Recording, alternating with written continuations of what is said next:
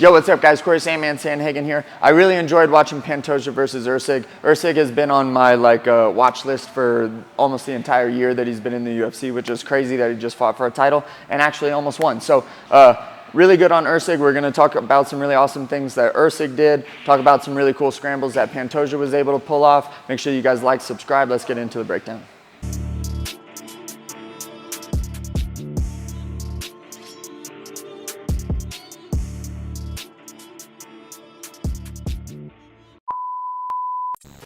Cool guys, okay, Pantoja versus Erceg. I have been watching Erceg on his little, I know it was a really short run so far in the UFC, but I've been watching him real closely. He's super, super good. I'm really glad that he got to prove that against a really, really tough Pantoja. Pantoja's obviously a phenomenal fighter. Been around for a really long time, been the king of the flyweights for a really long time. I thought it was a phenomenal fight. I loved it. I thought that it could have been one of those where Pantoja just dominates all of the grappling exchanges and the wrestling exchanges. Erceg was definitely good enough to get out of a lot of those, kind of have his own, so that made the fight super exciting. So good on Erceg for not making it a super boring fight, so thank you. Elias, can I use you? Okay. I talked about this in the Aldo video as well, okay? I don't know if it's gonna come out before or after, but Brazilians have this style. I'm not going to get crazy into it because I literally just got done doing the video 5 minutes ago, but they have this style where they're really rooted in their stance and they have their hands here. And when they throw, they really commit big on their punches. You see that big time in Pantoja, okay? You be Pantoja, I'll be Erceg. So Elias is being Pantoja.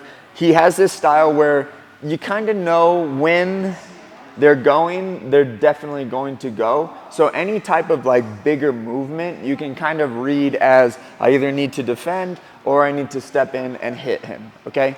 This is something that I talk about big time in my instructionals, is called crashes. When me and Elias are fighting each other and we both take a step in, boom. This happens all the time in fighting, okay?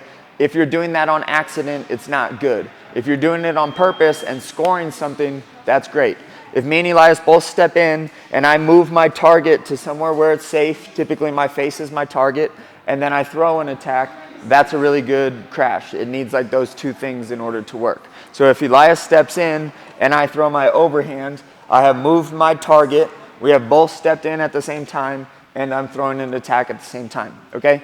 The crash that Erceg chose to use is this right elbow. It was the right elbow, right? The pay-per-view ones are really hard because I don't really get to go back and watch them. I just have to watch it and then do everything from memory.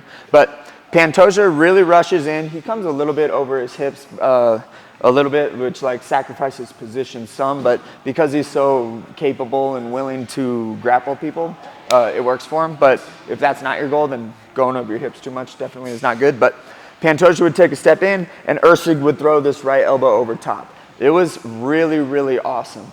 The way that works, though, is that Pantoja is already taking this step in and Erceg's taking a step in at the same time. That you kind of need for elbows. Elbows are really hard to score if your opponent or your partner or whatever is moving backwards. These are really difficult to score. The elbows are made for crashing. When he steps in, I throw my elbow over. He moves his head. I think a couple of them he was offline this direction, which still kind of hit his head. I think on a couple, he went to the outside the shoulder, very similar to when you see people get knocked out by overhands. But that was really awesome on Erceg and definitely something to note, okay? The other thing that we're gonna talk about is the amazing scrambling and just the incorporation of jiu-jitsu style control with really good wrestling that Pantoja has. One really awesome thing that happened, is the camera gonna be able to get us? Okay. So one thing that happened in this fight that was really awesome, well, Pantoja goes for a lot of kind of funkier things. Is he gonna? Yeah. Pantoja goes for a lot of funkier things, okay? So when he gets behind, he'll instead of mat returning all the time, he'll just sit down to his butt and yank the person down into a crab ride position, which is, can you sit down? I don't want to do it because I'm really sore today. But I yank him down to this position and then try to take his back from here. Erceg was good enough to defend it, I think a couple or a few times. Sorry if I'm mistaken there, but it just shows how kind of cool his grappling style is, because it's not just this like hulked out wrestler style grappling. It's like really flowy, just like jiu-jitsu, which is cool, okay? But the one thing that will really, really break down in this video is the double that Erceg shot on Pantoja, which was a sick double.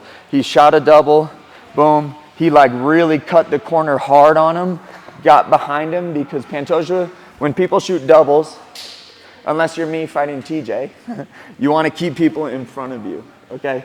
If you go like this is like typically not good in wrestling. I still like am having a hard time being convinced that that's a bad position in fighting, because if Elias is standing behind me with his hands locked, he literally can't hurt me with anything significant, because these are the only things that can really hurt me from this type of range, and he's using them to control my body. But anyways, I'm not gonna go too much on a tear about that right now. But when he shoots, Pantoja tries to keep him in front. Erceg gets around him really, really good, gets to his back. He starts to drive. Pantoja rolls through for the leg. Boom, you can stay connected. Boom, rolls through. They both hit. Are we in frame? Scooch that way.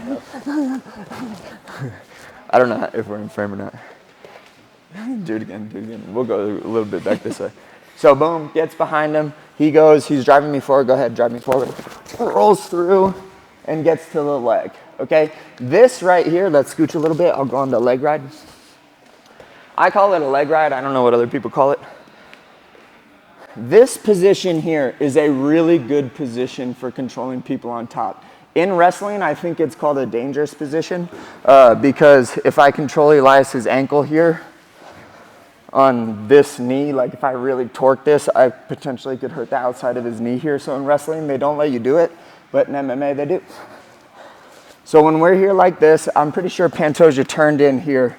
But when I'm in this position and off to this side, I'm kind of in like an upside down half guard. But why half guard is so awesome is because I can control his base leg. This is his base leg. Elias cannot, he literally cannot get up without getting this one back if he's gonna turn into me. Go ahead, Elias. Like, he needs this.